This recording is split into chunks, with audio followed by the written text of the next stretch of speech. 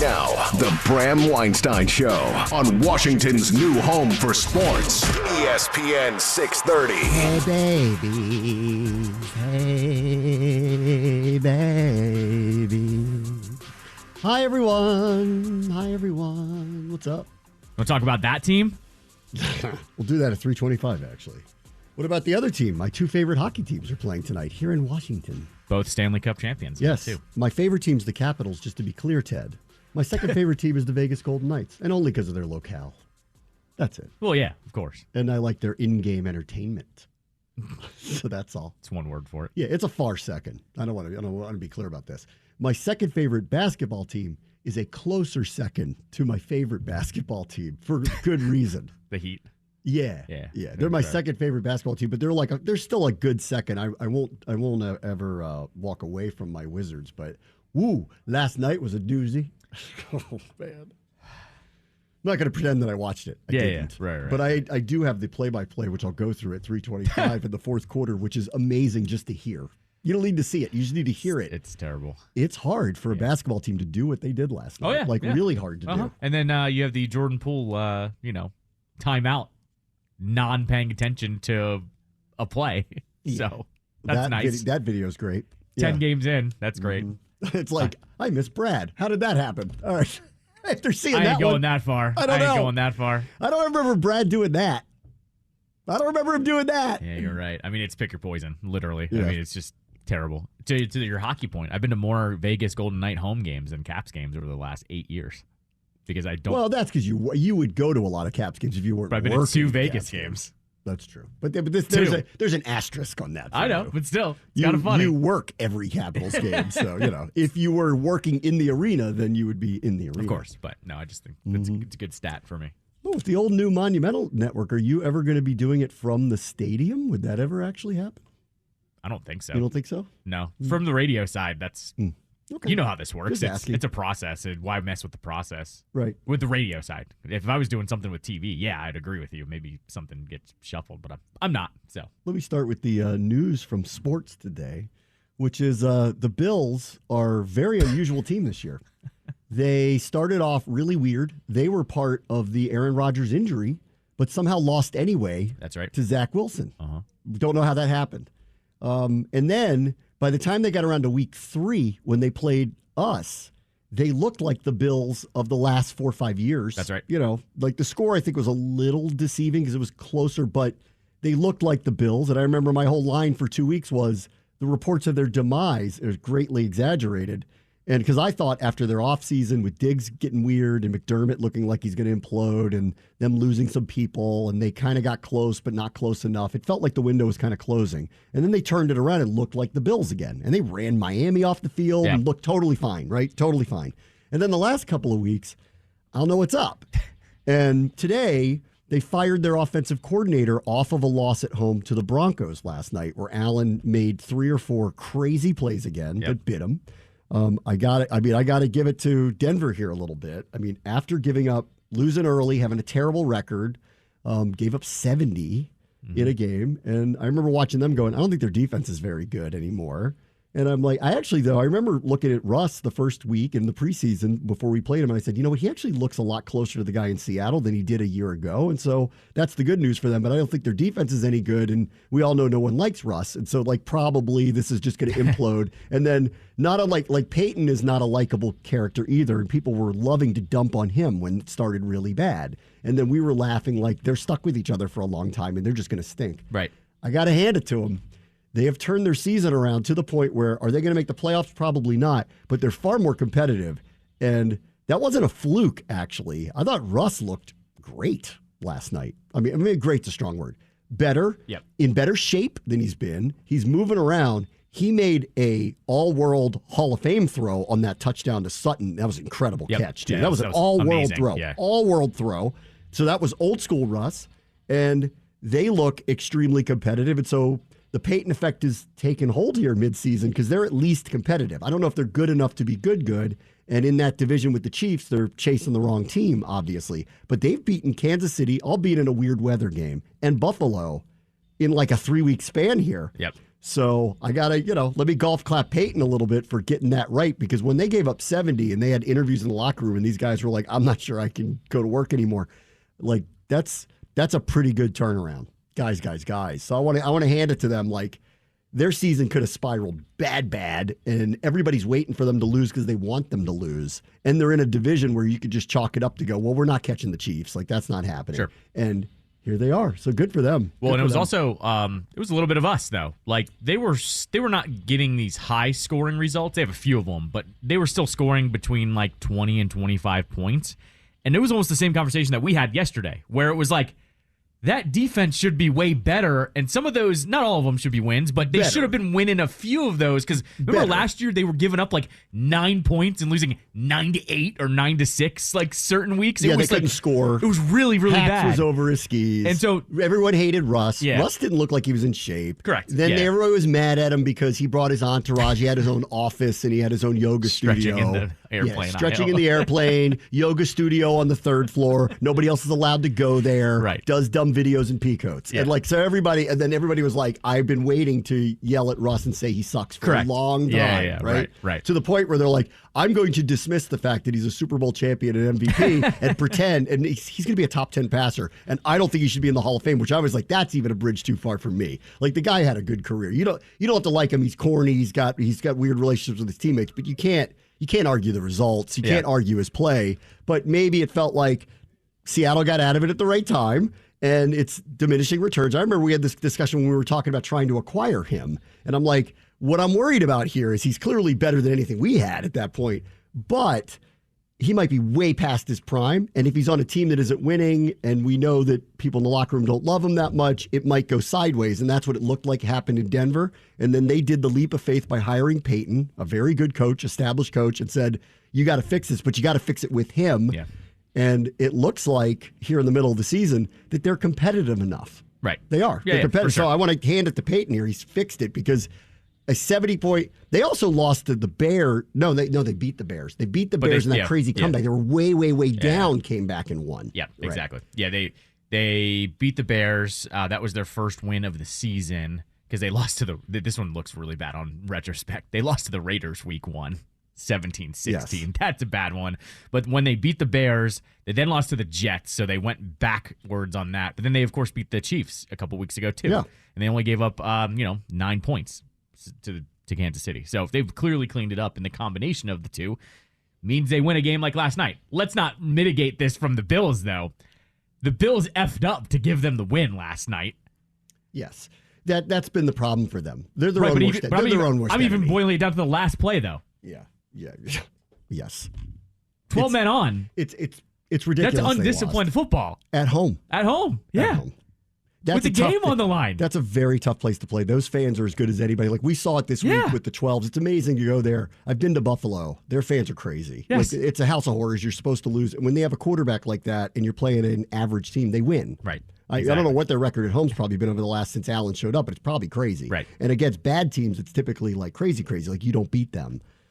And here they are, 4-5. They're 14th in the AFC right now, but they are one game out of the playoffs. One. And now they have a tie break against the Bills. So let me look at their schedule real quick, because they've already played the Chiefs twice. Yeah, so I have it pulled up if you want it. So they've got Vikings this week. That's practically a playoff game for both of those teams. Sunday nighter. Then they'll get the Browns, which might as well be a playoff. It's another playoff team. Then they get at Texans, which might be huge. Mm-hmm. At Chargers, at Lions. Oh, they're not making the playoffs. That's too many hard games. That's too many hard games. But like, them ending up around 500 and maybe even second place in their division now seems very plausible for them, which I think actually would be a pretty good outcome, all things considered, and especially the way it started for them. I'd agree on that. And Russ, again, I saw this early. I was saying it early when we played them week 2. I'm like, this guy actually looks a lot closer to the guy in Seattle than he did a year ago in Denver. So whatever Peyton, it got through to him. He's in better shape. He's moving around. And he does have high-end ability. He had it. It didn't disappear. And if he unlocks it a little bit, they'll be good. They'll be good enough. I don't think the narrative had gone to Russ this season, though. I don't think anyone was really blaming Russ for that record. I think everybody was being let down by that defense. You know what else that I've noticed this year with him? I think what they got through to him was to take it down a notch. Yeah, absolutely. He may still be posting a lot on social media, but we don't see it or hear about it. Correct. So maybe he's not doing as much, or people just aren't pointing it out as much. He's not doing all the corny things. You're not seeing a lot of it. I remember Peyton said early in the preseason, he said he needs to stop trying to be politician Russ. He just needs to be a football player again. That message has clearly gotten through. He'll earn his respect back if they win, and plays like he did in Seattle. And that's kind of starting to happen here. And they get the Vikings and the Browns and the Texans back to back to back, two of them at home. Their season's on the line now. But they've got a shot, because 7th place in the AFC is only one game better than them. So they've got a shot. The schedule's very hard, but they've got a shot. Yeah, for sure. And if he gets to the playoffs, he's dangerous. No, I mean, he's dangerous. My guess here is he probably got his wife involved and said, who's the best PR person that I can hire right now? And that's what it seems like happened. Peyton shut down the yoga studio. Yep. Peyton shut down quickly and loudly, publicly, basically said, you need to start being a football player again. Stop worrying about all this other crap. Office here or whatever. And stop making this a popularity contest. Yeah. You're not going to win it. Right. That's the other thing. You're not going to, it's clear now you're not going to win it. Right. And so here they are in the middle of the season. I'll give Peyton some credit because, it has turned a corner. They've won 3 in a row, including beating the Chiefs and beating the Bills. That's come on now. You got to give him credit for that. And the first Chiefs game was low scoring and close. Remember that? Right. Low scoring and close. So I want to give them some credit here for turning it around, and Russ looks better. As for the Bills, if they don't make the playoffs, it's an abject failure. Right. You can't have a top 5 quarterback and not make the playoffs. Correct. We may have one of those this year, but we'll for sure. See. Well, right, but younger. Allen still makes dumb decisions, though. It's crazy. I actually... It's crazy. It's every week. It's like he doesn't learn his lesson. Can I hot take Allen here, what he is now? At least right now. I'm not saying his career's done or whatever. Right now, though, in my eyes, he is a more athletic Rex Grossman. Just... way more. No, of course. Because the danger zone with him is, he can run with the best of them. No, that's what I'm saying. He's like a running back. No, I agree. But the egregious decisions with the football is just like Rex used to do, where he would just chuck it up. He chucks it up. And hope. Not even to his number one guy. He would just chuck it up and hope. And it's dude, it's the NFL. You are losing the games that way. They lost by 2 points last night. It's the NFL. And they had 3 turnovers. You can't do this. It's the NFL. The games are too close. Your team doesn't have the roster it used to have. So you can't pull this off like this. When he's on, they're unbeatable. Yes. When he does the things like he did last night, which is regularly happening and has been for a couple of years now, they put themselves in jeopardy like this. That's right. They're this good that they can have that many mistakes and still lose at the buzzer and need a mistake to lose at the buzzer. So that shows you the top-end talent that they have. Yeah. But in the NFL, you go nowhere if you do this. And this is why they lose in the playoffs, too. He makes too many mistakes. I mean, the one time where I thought it turned the corner was he played that classic a couple of years ago in the AFC Championship. Right. And he was so good. That caused the new overtime rule. Right. That one? That was them? Yes. Right, yeah. Where they went back. It might have been the greatest playoff game ever played. It was incredible. Yeah. I mean, it's 2 probable Hall of Fame quarterbacks, 2 incredible talents, and back and forth, back and forth, back and forth. No mistakes. Hero play after hero play. Yeah. But he tries to make a hero play on every play. Correct. And therein lies the problem. Mahomes seems to get away with more of that than he does, and maybe he just makes better decisions. Allen, it does feel like sometimes closes his eyes and chucks it up. Mahomes seems to throw it to a place where it's a nutty play, but it gets there. And it's also in one-on-one coverage or something like that. Yeah. Allen just is like, screw it, somebody. It's not Terry's down there. It's somebody's down there, and he chucks it up, and more times than not, it's ending up in the wrong hands. I said this last year with them. This is why I'm not surprised. I'll talk about Ken Dorsey now. This is why I'm not surprised this happened. I called this last year. I said, Daboll, it became early. Early, it became clear. Daboll had more control over it. He got him to make less mistakes. Dorsey doesn't have control over him. Yeah. So whether this is his fault with the offense or not, what he is not communicating to him is when to be more in control. Daboll clearly was able to. And I got to tell you, if the Giants end up firing him. That's right. Yeah. I was going to get to that he too. He is going to be the head coach of the Bills the next day. That's right. Yeah. Because they need somebody who can communicate. They're not going to move away from Allen. Yeah. They need someone who can get through to him about how to play in a more structured offense and get him to limit the mistakes. Because if he just limits the mistakes, they are a 12-plus win team every single year because that's how good he is. But this offensive coordinator did not have that. So I know their metrics are good, and people are like, they're number 3 in this and number 5 in that. And I'm like, go watch them play.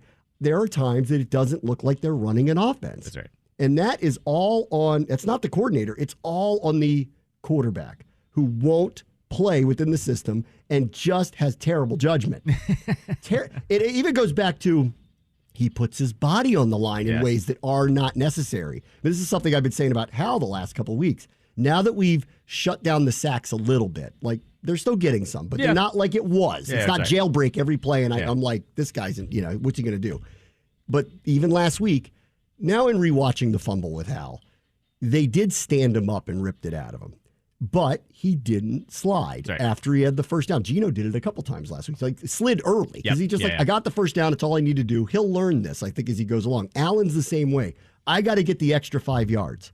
You broke your elbow last week because you're taking on linebackers. Like, I get it. You're tough. We all get it. You need to stop doing this. So it's even mistakes like that where he makes these amazing plays where he's running the ball, but he puts his body on the line that doesn't make any sense. And then when they get in these weird situations and a play breaks down, it's boom or bust. Right. He's either going to kill you making these plays or he kills them. And then he just lets these other teams hang around. That first loss to the Jets was all him. It was all him. They could have sat on the ball and won, and they didn't because he made crazy plays that let them hang around. He's their own worst enemy. And if they don't make the playoffs, I bet McDermott's gone. And then if I'm Dayball, I want to go back there. Yeah, of course.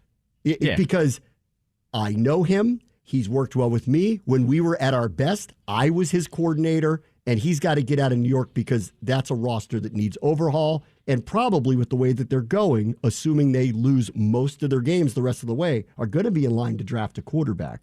So do the Giants, who've been very quick trigger fingers on coaches in general, do they want him to coach up Caleb Williams, Drake May, whoever it may be, or do they want to start over again? Right. And if I'm Dayball and that Bills job opens, I kind of might want to get out and go, I'm the answer for Allen. You need me. I've had him under control, and we can win. And that seems to be shaking up. And that opens the door for old Billy Bill to go home to the place he's always wanted to be, the New York Giants, and that Belichick's in our division. Well, Bill's not fired yet, so that is a big if. There's too much reporting about it. Yeah, I will. I did not think the Patriots would fire him after Germany or fire him in midseason because I don't think Kraft would do that. I think he doesn't. But if they agree the time is now, let's either let Mayo be the coach or get a younger guy or poach Vrabel or whatever they're going to do and move on from Mac Jones, whatever they're going to do. Or even Bill O'Brien could probably ascend up. That's a possibility too. Like if any of that stuff happens, Belichick is going to coach next year because he's going to break the all-time wins record. So he's going to be somewhere, and everybody knows he loves that organization. And if he's available, he may tell them, I will work with Daniel Jones. Like, that may happen. That's not going to happen. He's not going to work with Daniel Jones. The other side, though, to Dayball, though, it's also, you know how this goes, too. If you have a bad roster, everyone kind of understands. But when you kind of lose the team competing, that's where things take a turn. And who's that, Dayball? Yeah, and that's what's starting to happen here. Like I didn't see. I'll watch it later this week because I'm going to get ready. But I've heard, but it was set up for. This reminded me. This game this last weekend, the spread couldn't be high enough, and it reminded me of the game that we had to play in Dallas in December a couple of years ago when we had a COVID outbreak. Right. And we had half our team, and I went, "This is going to be bad. I just don't know how bad." And it turned out to be really bad. And this past one this week, this past week was, unless Dallas makes 50 turnovers, they're going to kill these guys. Right, exactly. And I feel for Dayball because I don't think he's a bad coach. And his team is just not competitive right now. Correct. And in the NFL, when you have a non-competitive roster, people stomp on you. That's right. Exactly. Which is why Washington this week, whatever that looks like, and it's probably more like 17-14, but should win. Because they are a extremely marginalized roster. And this is the NFL, and I don't care how anybody's feelings are and whether you want to talk to us or talk to God first, whatever it may be, you need to win this weekend. And I say that without having watched the Giants in film study since we played them. Yeah. But I got a feeling what I'm going to see is exactly what I think it is, which is they're done. Correct. There's no coming back from it. Right, they're starting this undrafted rookie. I mean, massively marginalized. Yeah. You should win. You should win. You should. You should win handily. I feel like we've been saying we should beat the Giants every year for 3 or 4 years, though, and it goes sideways on them. It'll be the second time we've played them in a few years because it was last Joe Judge game where I'm going to point out to Rivera this week, the last time this team had a shutout that ain't happening. Was 1991. Stop it. We played them. That was the one. I pointed. It was the last game of the year. It meant nothing. Last Washington football team game. Joe Judge was about to be fired. And they had Fromm playing, and they were scared to throw passes. And I pointed out to him on the Thursday or Friday, whenever I get to talk to him, I said, I just want to put this in your head, just so you know, the Washington football team has not shut anybody out since 1991, just so you know, because I'm like, they've got a shot at it. And this is one of those weeks where their offense is such a wreck that you might have a chance at something like that. They still put up 17 on the Cowboys. 17. So. But it all came late. Yeah, I know. It was, what was it, 40-0 or something? It's something. Right. Yeah, it was completely out of hand. But I'm saying, I don't know. I'll have to look at the tape. I'm sure Micah Parsons was not playing at this point. Probably not. And, all the guys were probably out. But I'm just saying, our defense gives up big plays to everybody. Correct. It doesn't matter what their names are. It doesn't matter what team it is. Zach Charbonnet. Yes, right. Yeah. It doesn't matter. Right. It truly doesn't. Yeah. Oh, you have 0 sacks coming into the year? Here's 5. This is what this team is in a nutshell. It doesn't matter who they're playing. But going back to Dorsey, I'm not surprised they did this because their season's on the line. Mm-hmm. It's a year and a half now of this guy's out of control. I don't know whether that's really his fault, but whatever his message is to him is not getting through. And therefore, I think you just have to make a change, if for nothing else, to say to Allen, you're on notice too, man. Right. Not that they're ever getting rid of him. How could they? They're not going to find somebody better than him. But we need, you're saying to him, he is collateral damage for your mistakes, because every time I'm sure he's talking to you in the quarterback room, you can't do this, you can't do that. You don't listen to him. Daboll had it under control. He turned the ball over, but not like this. And it's been going on for a year and a half. Them being 5-5 is indicative of Allen's mistakes and no other reason. And there has to be fallout from it. You're not going to get rid of Josh Allen. How could you? You need to get someone in his ear to get him to play smarter. Right. That's all. So I feel for Ken Dorsey because it's kind of his fault, not his fault. But he's just not getting through to the guy. Right. He's not getting through to him. Yeah, exactly. So... All right, so now also you get Brady gets another shot, because Brady gets. Well, it had to be someone else, and it had to be someone who's been around the block, and he's been around the block. Sure, it can't be a first time. It has to be someone who's worked with quarterbacks before, and this message will get across. Yeah. He's just going to go, we fired our offensive coordinator because you make a lot of mistakes. Right, but not because he did a bad job, because you make a lot of mistakes. All I'm saying, though, is that's not some A-plus coordinator underneath they promoted there. They promoted someone that only has gotten one shot in the NFL, and he was fired under rule in Carolina midseason. The message might be good enough here, though. Maybe. It's the message. The message is, you're the reason why our record is what it is. We should not be 500, and you know it, right? It's your fault because you keep letting other teams be in games with us at home. Well, the other part of this, too, I think getting rid of Dorsey, too, was they kind of had a little bit of us, too, where I think they want to run the ball more with Cook. And when you're not running the ball with Cook and you're passing more, you're opening the door for Allen to throw more interceptions. They probably should actually be... I mean it in a good way here. They should probably be a little more conservative because Allen is that good. Yes. To mitigate all of that, because then when you take the deep shot, he's going to take it and chuck it deep, where Cook's a good running back. I know he fumbled early yesterday, but he was actually very effective after the fumble. I don't understand why they didn't just start leaning on him after the first interception off Allen. This is crazy. For the last few years, what I've railed on them on was... go get a real running back. Cook's been good, though. He's not even the problem. That's what I'm going to get to. For the last few years, they didn't have a real running game. Singletary's fine, right? But he's not good enough, right? Sure. They didn't have a real running game, I kept screaming, go get McCaffrey. Go get one. Go get Saquon. Go get one of these guys if they're available. They should have got McCaffrey last year, not the 49ers. They should have got him, but they didn't do it, and that's their own fault. Costed a lot this for year, a running back, too. Yes, but you go over the top to win, Sure. right? So this year, early when I watched them, I went, you know what? They actually have a running game now, which is what should make them extremely dangerous. Like James Cook is good enough for them. Like he's a pretty good running back, like reliable, good running back. They can run the ball now. There's no reason to play YOLO ball consistently. That's right. And they still can't get out of their own way. Right. Oh, man, they're jumping through tables for a lot of different reasons today. A lot of different reasons today. Not great, Bob. Let me take a quick break.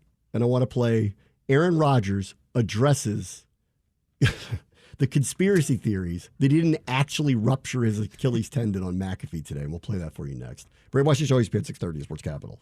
All right, update on Belichick. Dan Orlovsky apparently just went on McAfee. Okay. Or some point today.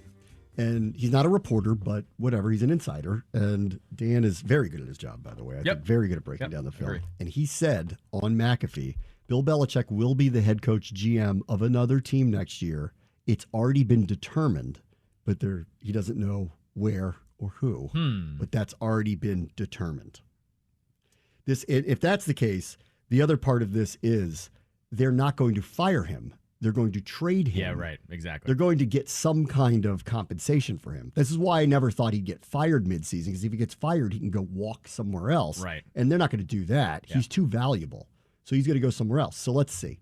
Dayball to the Bills, Belichick to the Giants, head coach GM, and of course, ramp up the speculation that if this is true, he could be here like this. So that speculation will start here too. Or, I was going to say here to Washington. That could be something. I know Rivera's not fired, but if this new ownership group wants to make a splash, that could be it. I'm trying to think bad teams. There is the connection in Vegas. Brady. Correct. McDaniels. Brady isn't part owner, but is still involved with them somehow still. I could see that being the case, because that would also make noise in Vegas. I don't think that would be the case though, because they also just fired their coach and their GM. Remember, the GM was out too. They didn't just fire McDaniels; they fired the GM too. Davis. There was a quote, it wasn't a quote. It was a report though about Davis, and I don't think he would go there, because Davis made a comment about how McDaniels' offense wasn't exciting enough for Vegas. Like he wants something that's going to match that town. That's not Bill. Bill's the complete opposite of that. Bill does not play a flashy brand of football. So, I mean, I guess unless it is Bill and he's like, okay, I'll make the exception for that guy, but I don't see that happening. Let's game this out. I think you should just. I have the. I'll standings. go through them real quick. I say go look at the standings, then start at the bottom. It won't be Miami. They're not going to fire McDaniel. Of course not. I don't think it would be the Bills. I don't think it would be either. I don't think it would be the Jets. They're not trading him in division, so that's not happening. And let's see. Not Baltimore, not Pittsburgh. They're not going to do that. Right. It's not Cleveland. Nope. Especially if they make the playoffs. It's not Cincinnati. No. It's not Jacksonville. Nope. It's not Houston. They just hired Ryans, and it's going really well. Really well. Yeah, right. yeah. It's not the Colts. They just hired a coach. So I don't think so. I don't think so. Put that past Irsay, though? I don't. No. So I think you have to put that. All right, so let's do candidates. I say Indy's maybe. one of them. I say maybe because Indy's of the a owner. maybe. It's unlikely. Yeah. Maybe. And also he'd have to want to work there, and that's interesting owner for him to go work with. Okay. Is it Tennessee? No, they just hired their GM. Did it. Yep. Right. Will Vrabel be there beyond this? That's probably up to Vrabel. Right. I don't think they'd fire him, but so that's not that. It's not Kansas City. Raiders. Possibility. I think Raiders definitely maybe. Chargers? I think absolutely. Possibility. Possibility. I mean, they may be looking at it like, we can't beat this Mahomes guy. Right. We have this all-world quarterback. And it's the same formula. You give Bill the quarterback, he figures everything else around it. It's not Denver now because you're stuck with Russ and you just hired Peyton. That's right. So they're not going to eat all that money. You also just traded for Peyton. You're not trading for another head coach. It's not Philadelphia. Uh-huh. It's not Dallas. Right. Because Jerry's the GM there. That's right. So that's not going to happen. Yep. We're obviously a candidate. Have to be. Yep. I think the Giants are a candidate. Absolutely. Detroit, no. No. Minnesota, no. No. Green Bay, maybe. Maybe. I think a maybe. Okay, I'll put a maybe on that one. I think Bill would actually like to play or go and coach and be a GM at a place like that. So I think maybe. Bears? I think you have to do it because the franchise, the state of the franchise, you have to. So the coach likely's in trouble, Yep. no matter what. The GM is currently not, but he is doing a lot of strange things. That's right. So let's see what the ownership thinks about it. It would be unusual for them to move on from a GM like that. They don't traditionally do that. They're kind of an old salt organization. They kind of don't do that. So I'd put them in the indie boat of unlikely, but considering that the coach is in trouble there, possibility. Yep. Saints, I doubt it. I highly doubt it. I think so. No, I highly doubt it. I don't think he fits. He doesn't jibe with that town and the vibe. Can you imagine if he goes to Tampa after Brady went to Tampa and won?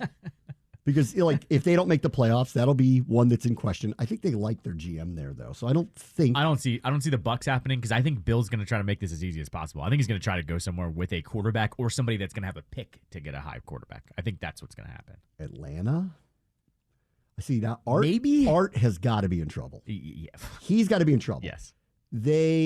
I think they actually have a pretty good roster now. Not a great one, but a pretty good one with high-end offensive talent and a really good offensive line. So they've got the building blocks of something that's pretty good, and I think they misutilized their pieces, which is why their record is what it is. That's right. But so I'd go with unlikely. Sure. Carolina. You absolutely because of the owner. Of the owner. Because he'll pay anything. Correct. Yep. So that's a possibility. Yep. Absolutely. That's a possibility. Niners, no. Seahawks, no. Rams, no. Cardinals, no. I highly doubt it. No, not the way actually, as you said too. Gannon has them competing, and they won with Murray the other night. He's not in any kind of trouble. That's the problem. Right. So we've got the list down to potentials. I'm going to go Chicago's unlikely in my opinion. But I still think you have to realize this too with Belichick. If you can get Belichick, it turns into the Brewers manager with the Cubs. Oh, yeah.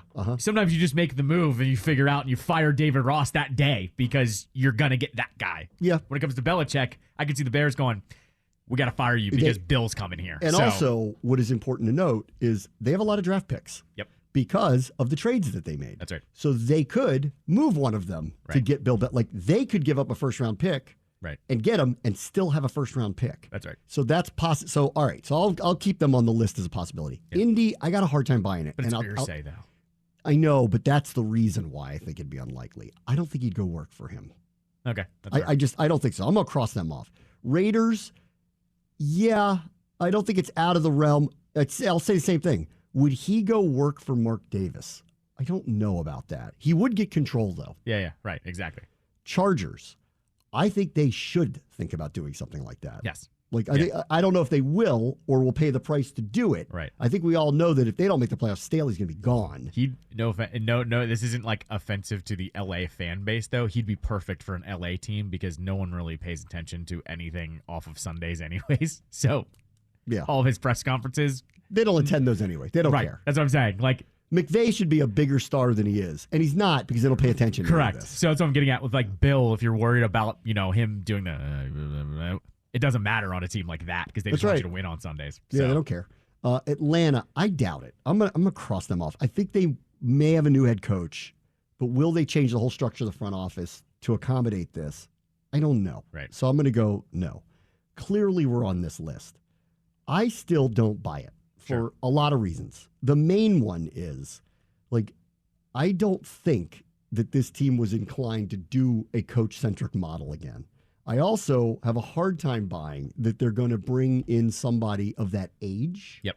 So I have a hard time for that. And then, are we really going to trade away our first-round pick to get Bill Belichick? Because that's what it's going to take to do this. Yeah. So I still think that we're low on this list. But I understand where the speculation will come from because clearly things could happen here. And this team kind of needed to make the playoffs, and they probably won't. Imagine so, probably won't. I don't want to say they won't because I think they're going to win this weekend. That gets them to 5-6. So it'll make Thanksgiving a really, really, really big deal.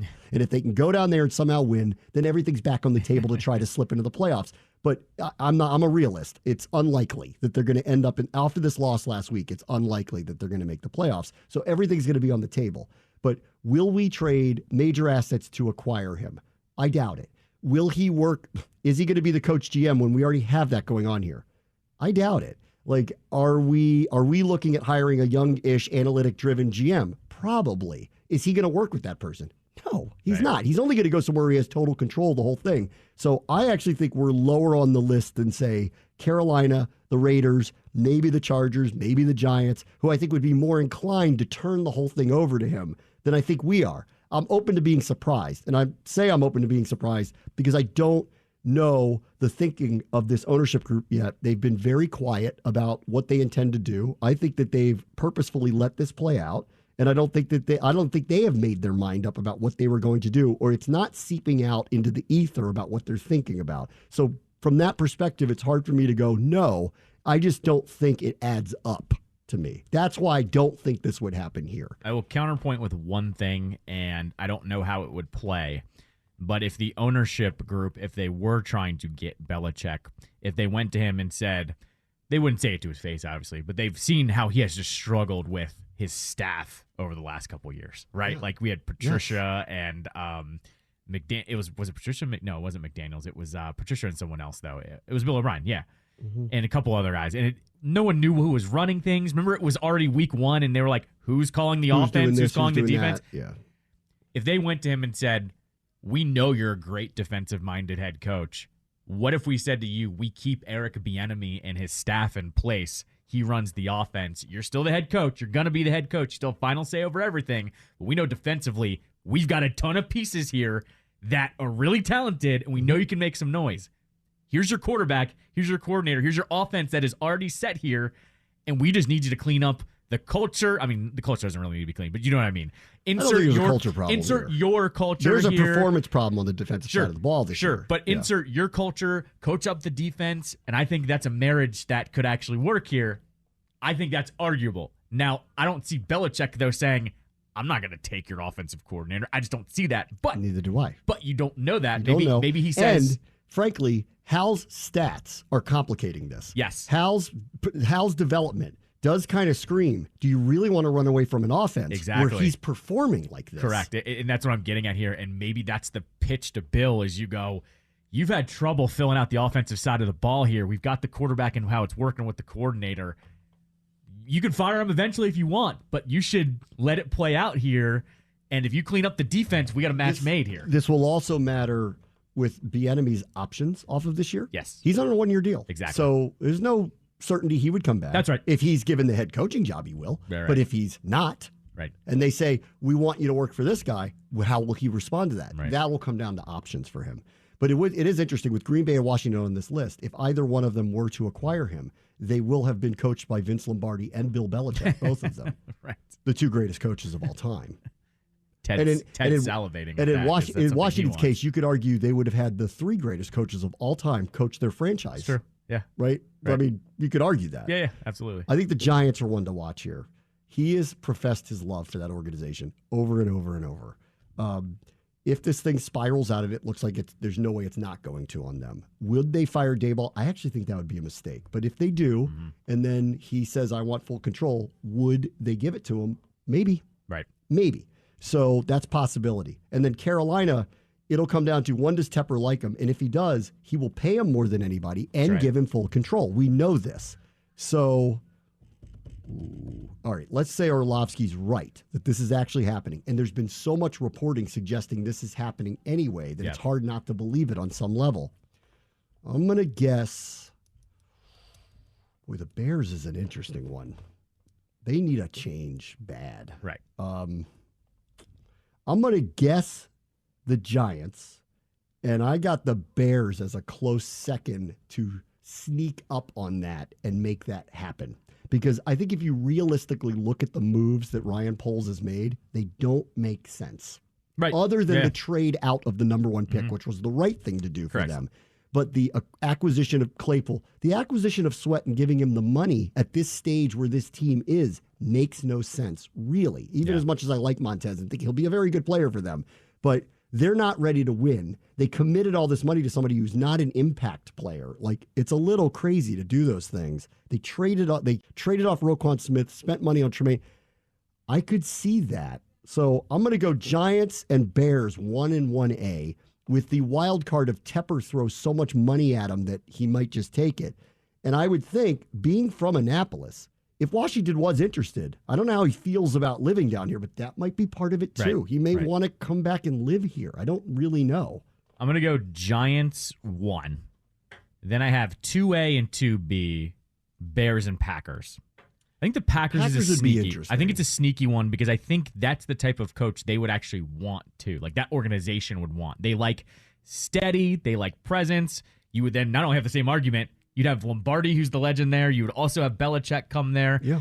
They would need to get a quarterback. They're probably going to be in position to get a quarterback. So that would happen. But they've got talent Same thing there with as well. like low profile market. And it's a classic franchise. Like I think that's franchise. something that's kind of probably a bigger deal than we even realize. Is I think perception matters to him where he's gonna be coaching too. So I put the Bears and the Packers as 2A, 2B, and then I put the Commanders at 4 just because I don't put it past this organization. I don't put it past them.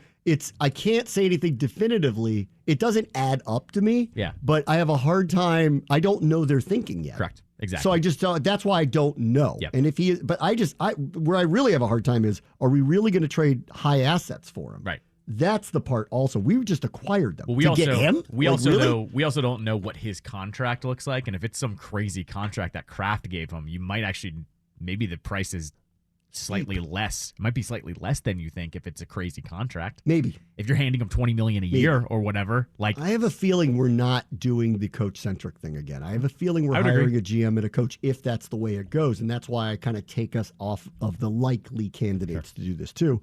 He also may look at Hal and think he's got Brady again. correct. Right. Exactly. You know, you never know. All right, let's take a quick break. Brady Watch the Show, ESPN 630, Sports Capital. All right, let's talk about the Wizards for a minute. They fell to 2-8. They lost to Toronto 111-107. They led by 10 entering the fourth quarter. And I have the play-by-play up of the fourth I'd say go quarter. earlier. They were up like 20-something, yeah. 21, I think. Yeah, something Toronto like that. ended the game. Did you see that? Yeah, I'll get to that. Okay. Yeah, they were up over 20 at some point. Yeah. They were up 10 when the fourth quarter Okay. started. Yeah.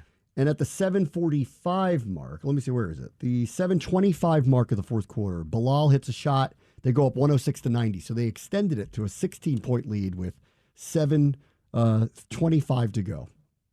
From that point forward, they scored 1 point. Okay. And Yeah, that's what it is. let's see. Of the things let's see what the Wizards did. Kuzma misses a 23-foot three-point jump shot. Landry Shamet misses a running pull-up jump shot.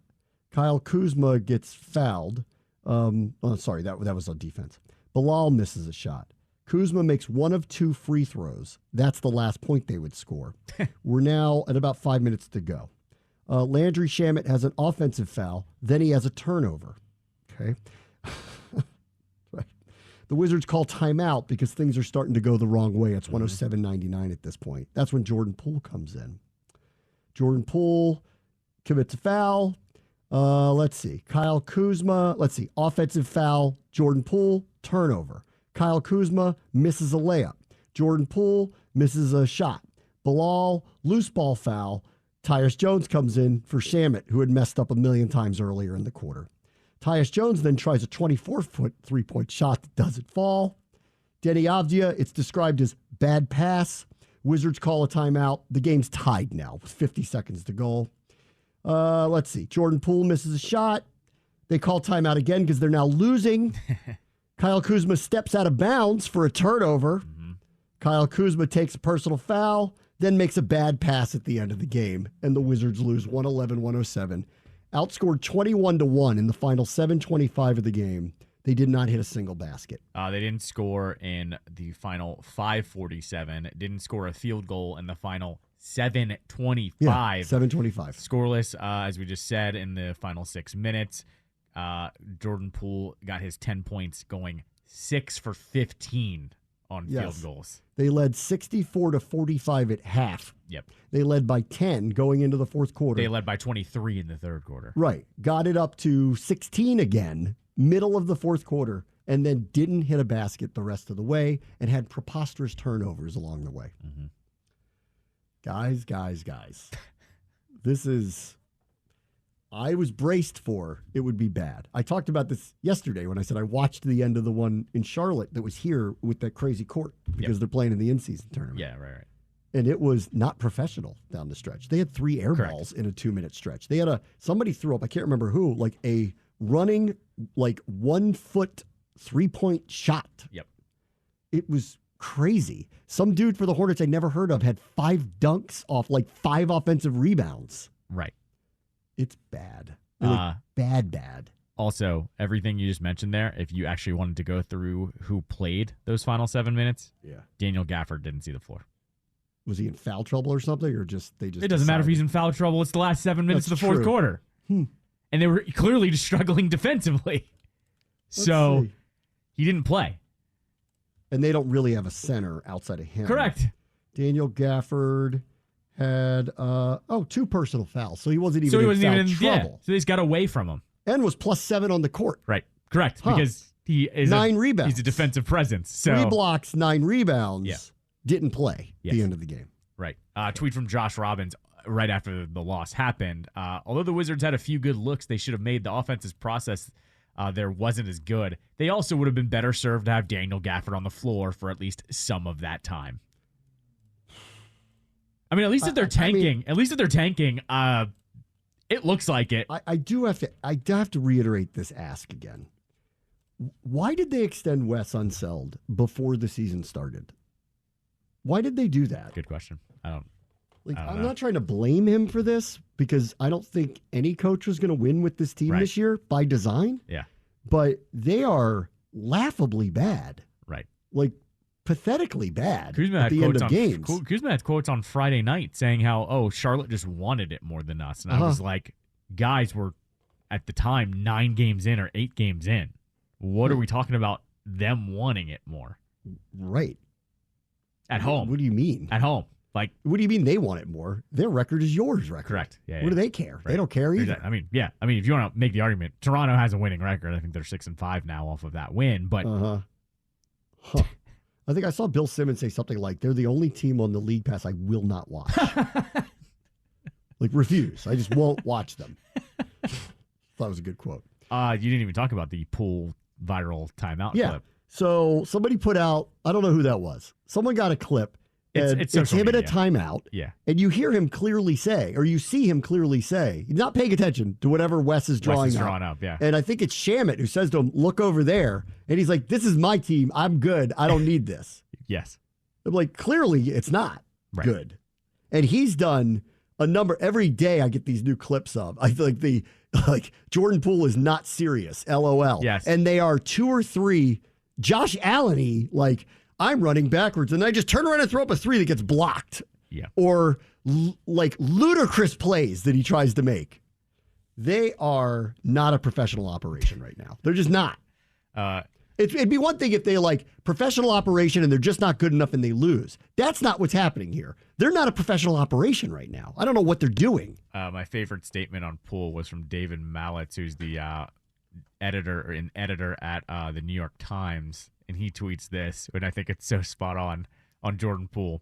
To enter the pantheon of Wizards foolishness is a tall task, but Jordan Poole has somehow managed to do it in just 10 games. That's special. It is. And he's not wrong.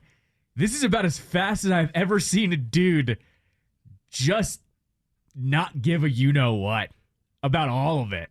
He's not playing in the context of any kind of structure whatsoever. Correct. Nor is the whole team, really. There was one clip earlier where someone was like, I don't think they practice, LOL. And he's like, look at the spacing. And it was like, it was ridiculous looking. Yeah, right. It's like if you see it in an NFL game, you see 3 receivers standing in the same spot, and you're like, I don't think you practiced that play, guys. Right. Like, that doesn't look right.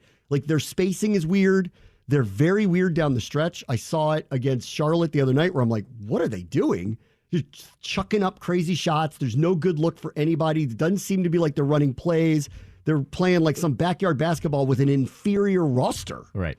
I think it's one thing if it's Brad Booker and Durant and, they just kind of go off script a little bit. We're going to go off menu tonight because these guys can pull that off. We don't have guys that can pull that off. Right. Ooh. Winger. What's up, man?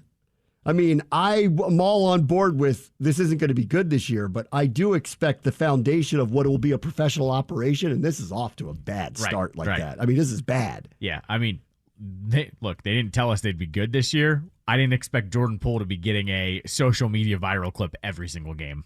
with how he is so lackadaisical. It's bad. So, yeah. It's really bad.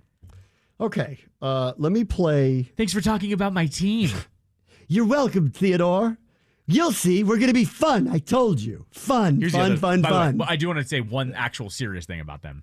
Bilal has been having a couple moments a game. Good. What is he, 19? Good. He doesn't start. Guys, if this is going to be a joke of a season, just start the rookie by this point. Like, give him the minutes? Give him the minutes. Because he's had a moment like every game where you're like, oh, okay, that was a good play. For a 19-year-old, you're like last night against Toronto, he did have a play where he was playing defensively on whoever was bringing the ball up from them and just knocked the ball out of the guy's hands and then took it and dunked it down the court. Like, he's 19-year-old doing that. Maybe we should start him, guys. All right. Let's start him. Like, if we're going to just have a season like this, give him the minutes because at least defensively, he can't screw that up playing-wise. Poole can't screw that up. You know what I won't do this year? Go to see them in Orlando. Will not. You might miss somebody yelling at Poole who messes up their parlay, though. And then a fight. Yeah, that's right. And then Poole would actually punch him. I didn't play this the other day because it happened, I think, Friday or Saturday. I saw it. It went crazy viral. This piece from the Mavericks broadcast of an analyst that I don't know, frankly. But it was on their broadcast, and I guess they were playing the Clippers. And, it has not gone well so far with your guy Harden out there. It's not going very well. Shocker. It's not going very well. They're winless without him. Yes. Or and with him, he has some viral clips. You're like, oh, Lord. And then, of course, every time something wrong happens, the second, 20 minutes later, you see there he is at the club, which I keep saying he is or has been a really good basketball player. He just happens to be a good basketball player, but it's not his life and he doesn't care, right? He really doesn't care to win. And now they're spiraling a little bit here early, right? So do you have his name? Because I didn't catch, I keep forgetting what his name is. This analyst did a 2-minute rant on James Harden, and it was, I thought, spot on and perfect.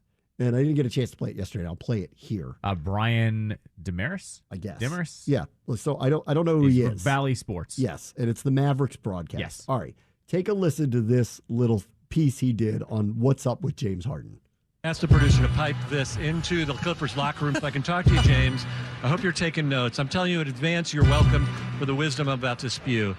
Because, listen, I get on my knees every night and pray for someone to believe in me like Daryl Morey believed in you. You wanted a certain coach, they brought in Mike D'Antoni. You want to play a certain style, they played it. You wanted Dwight Howard, they brought him in and got rid of him when you were tired of him. You wanted Chris Paul, they brought him in and got rid of him when you were tired of him. They brought in your old friend Russell Westbrook. You want to go to Vegas on off days? They looked away. You wanted the team to stay over so you could go out at night. They changed the schedule, and it didn't work. And you know what? You said, I'm going to break up with my whoopee. Not good enough. I see the bright lights in New York. I want to go there. My old pal, Kevin Durant. It's going to work. The big three. And all after 1 year, you wanted out. You realized, oh my gosh, I took this guy for granted, the guy that believed in me. I went back with Daryl Morey. They traded Ben Simmons for you. How did they pull that off? And you know what? You went there and you got a partner who got the MVP. He won the MVP. And what did you say afterwards? You said, they didn't hand me the reins. You're the point guard. You were holding the reins. And what did you do when you had the reins? You scored 9 points in Game 7 against Boston. You blew a 3-2 series lead. So they fired their coach. Not good enough. You broke up with the guy believing you again. You said, the bright lights of L.A., that's where I want to go. Let's see if that works. Listen, James, have you ever had those friends who had bad roommates? Over and over, they complained about their bad roommates. This guy's terrible. The bad roommate here. They never thought to be self-aware enough that they're the bad roommate. They're the problem. Hey, James, you're the problem. If this doesn't work this year in this system with this team, then you're going to go and point fingers at everybody else, and you're going to go back home and you're going to start swiping right for another team, and there's not going to be anybody left. Because, James, you're not the beard, you're not the system, you're the problem. Come on. As far as hot takes go, well-structured, well said. Yep. Music was a little loud, but outside of that... I think that was because that was the repost, because they had to delete the original one. So I think this was someone else making it so it wouldn't get taken down. Okay. What did he say there that was embarrassing to Bally Sports Southwest? Because this is the Mavericks broadcast. It wasn't the Clippers broadcast. Right. It was the Mavericks broadcast that did this. Right. They pulled it down and cited it was outside of their comfortability as a network, and it doesn't reflect the Mavericks organization, which is why they wanted to pull that down. Why? Yeah, I don't understand that at all. What did he say exactly? Nothing. It was a perfect argument, or perfect take, honestly. There were no holes in it. He's right. Everywhere he's gone, he has gone scorched earth on the way out. For no reason, by the way, because every team trades for him. That's weak that they took that down. He went to Houston. They had good teams. They never ascended beyond second round. Right. He then pulled Fat Harden and wanted out of there. That's right. Right? They traded him to Yes. exactly where he wanted to go to. Correct. He goes there. He's with two other megastars. It's complicated. COVID happened. There were injuries. Right. All sorts of things happened Yeah. there. But still, they amounted to a whole lot of nothing. Yep. And then he wanted to go. And then he got the all-time bailout. He gets the guy who got him in the first place to take a chance on him again, to trade Ben Simmons, which is the dumbest trade ever, Right. to get him there. He, again, doesn't ascend the team whatsoever, is bad in the playoffs, again, jumps on a helicopter with Meek Mill to the club anyway, doesn't matter, right? And then he says after the season, I need out of here, and they do eventually accommodate him. Now he's terrible there. What did this guy actually say that is untrue? Nothing. Nothing. Nothing at all. I've been saying this for years about him. He's a very good player. He is not a leader. Right. He happens to be really good at basketball, but he doesn't care whether he wins or loses. It doesn't matter to him. It's so obvious in the way he plays. And on certain nights when he's on, he's unstoppable. And on other nights when he's off, he's an enormous liability and in the end has no accountability. He doesn't care. He's going to the club either way. The helicopter's waiting. Right. It's either the club down the street because he likes that one, or it's the helicopter to the place where he does like going to. Correct. Exactly. Or he's going to the strip club off the highway in Fort Lauderdale. That's right. Not the Miami one. That's right. The one off the highway. Uh-huh. That's correct. I don't know why they pulled this down. I don't know why they did either. The only thing, I have a conspiracy theory, a slight conspiracy theory, is that Harden might have said something to Kyrie. Because they are friends. Well, I guess everyone in the league is friends, really. And that maybe Kyrie put in a word to Marky Mark there. Take this down. Can you take this down for my friend? And also, it also could be, you could say similar things about Kyrie. Maybe. To a lesser degree. Maybe. But remember, they traded for him last year and didn't make the playoffs with him. Yeah. And I haven't checked how they're doing so far, but we'll see. We'll see how that goes. And the Clippers broadcast could go after Kyrie go, vaccines, unprofessionalism. Right. You went to Boston, bailed on them, went to the Nets, got into a fight with New York City, ends up getting traded to Dallas, and you didn't do anything with a guy who's an MVP standing next to you. Correct. You keep playing with MVPs and losing. That's right. And so the other part of this could also be from Cuban as well, going, we don't need to you didn't say anything wrong, but we don't need to disparage any player in case they end up here eventually. Because let's be honest here, if it's not going to work out with the Clippers, he's right. He's going to get traded again. And you put it past Mark Cuban to just roll the dice to get Harden, Kyrie, and Luka on the same team? Well, I think that they're desperate now, too.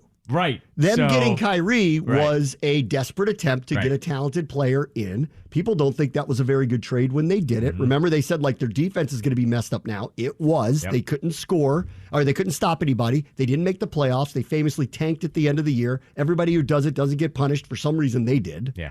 Because they hate Cuban for some reason. It was too blatant. It was too blatant. What's the problem? Well, I'll tell you what's going on here. It's too blatant, guys.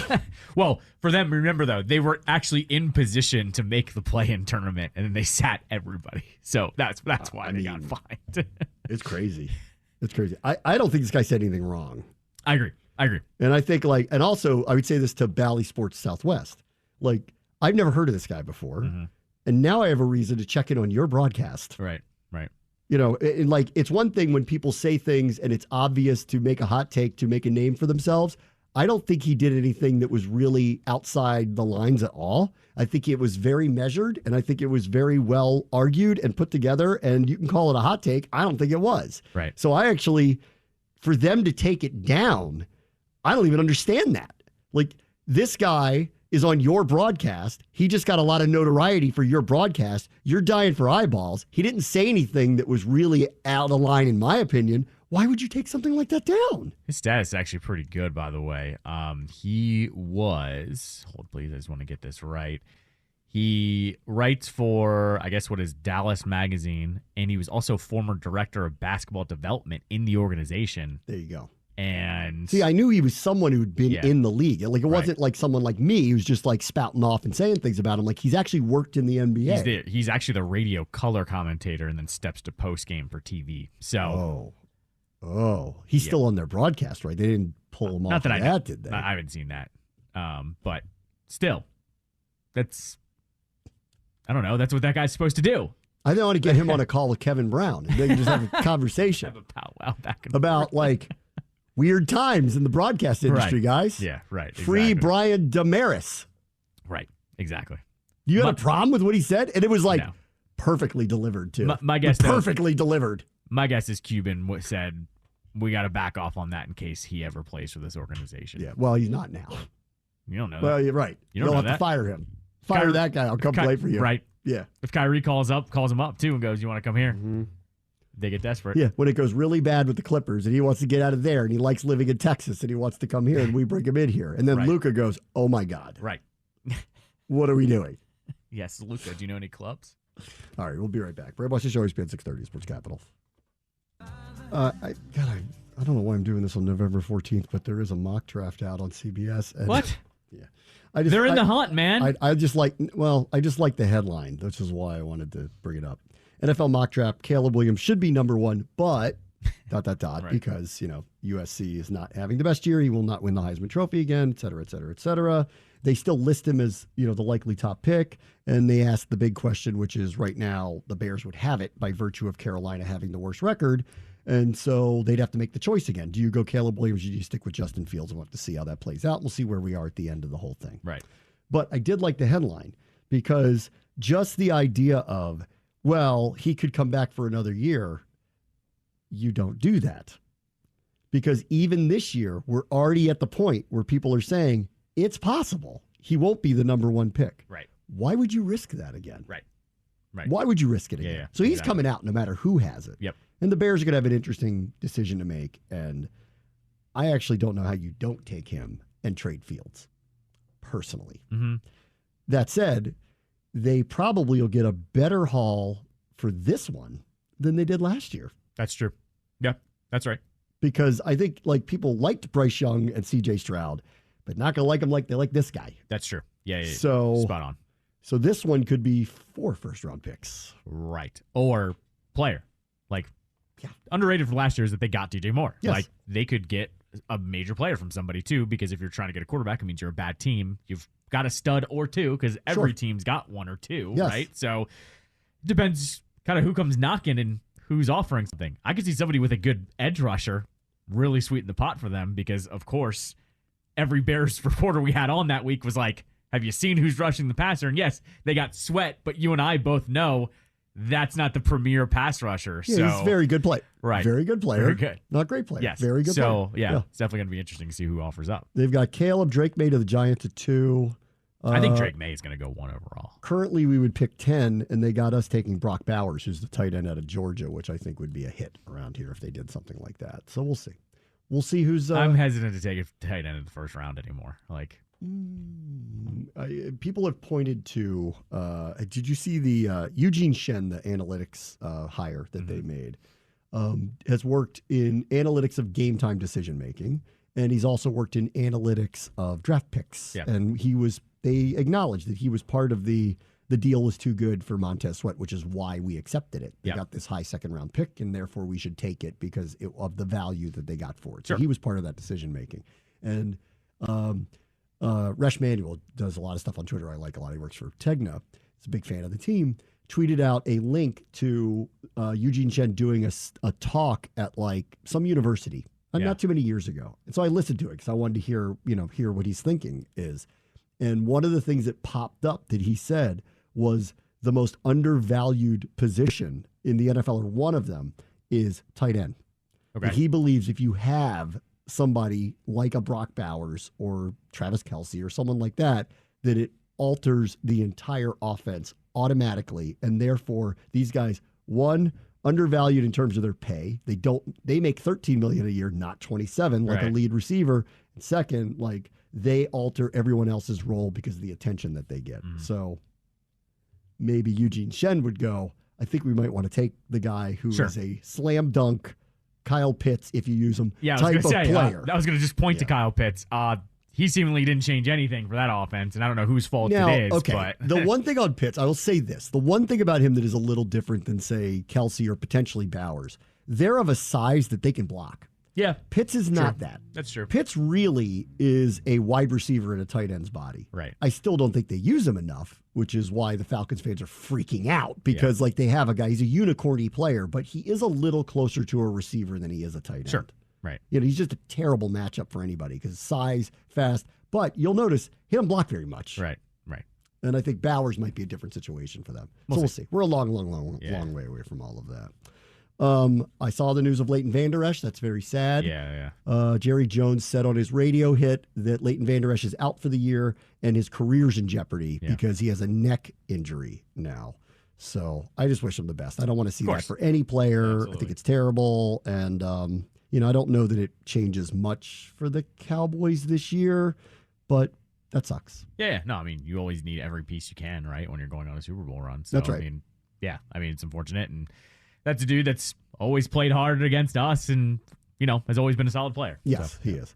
I'm going to steal this tweet that came out from JP Finley earlier today, who's got like a sports betting odds list. And again, like you don't want to talk about drafts now in November. Do you want to talk about odds for a next name for the Washington Commanders, which is out today by Sports Betting AG. Here we go. Want to guess the odds-on favorite to be the next name of the Commanders? Football team. Yeah. 5-1. Football Not team shocked. / club. One of the two. Not shocked. You want to hear number 2? Redskins. I think it's homage to Magic Johnson. Not the Magic. That's it at 10-1. Oh God. Magic or Magicians. Andy was on that train. I'm off of that and train. I'm like, no, it has That's a little nothing. much. It has nothing to do with the area. That's a little much. Number 2 is the Spartans, as in Michigan State Spartans. Okay, I mean, Now, if we couldn't get Red Wolves because of Arkansas State, how are we getting Spartans? is Spartans? How's that happening? Is Spartans possibly not able to be trademarked? Maybe. I don't know. Because it's like it's describing an old soldier. Like who can trademark that? I don't know. So who knows? you might be able. Or I mean, here's the other thing: if it's Michigan State, Magic can broker the deal. Maybe. They might, maybe let that happen. The Washington Spartans. The only problem is that roll off the tongue for you. The Spartans. It's better than Commanders. We're not going to green. Right. No, the only thing that's a problem here is go look at the Spartans branding, Michigan State. Yeah. Okay. Now paint it burgundy and gold. Who do they look like? Oh yeah. They look like USC. Oh, that's true. Well, you'd have to do a different logo, obviously. Sure, but if you're the Spartans, that's a certain thing. You look just like the Trojans at that point. If we do the Spartans, though, we do get to ask the question, how many times a day do you think about the Roman Empire? This is true, actually. You get to do that. That's true. For real. That'd be great. All these better than Commanders, by the way. Let's see. Football team club 5-1. Spartans 8-1. At 10-1, Magic or Magicians. No, can't do it. Red Hogs. Which, that's fine. I think which I was, had some play because of the perfectly content. history. I was You got perfectly Red content. back, and you got the Hogs, and you got the whole thing there. I'm fine with that. Armada also came in at 10-1. I'd rather keep Commanders than go to the Yeah, Armada. I would actually agree with you on that. There are some of these I'd rather keep the name we have now than go to this. 11-1, Presidents. No. So, not unlike what your thing is with how do you shorten Commanders? How do you shorten Presidents? Washington Prez. The Prez? No. No, it doesn't work. The Dent. The Ambassadors? No. Again, what's that? Stop with the thing that we can't tangibly imagine. The Brigade. Seriously. Brigade. No. How about the DCs? That's at 12-1. I would then call them the Demon Cats, which I liked a lot. No. Remember when they came out with the Demon Cats thing? I'm like, that's ridiculous. And then I found out what the Demon Cat was, and I went, oh, right. It's like some stupid mythical lore of some demon cat that lives in the basement of the Capitol. And when a congressman sees it, it means bad things are about to happen. That's right. And it does shorten to the DCs. No. Out.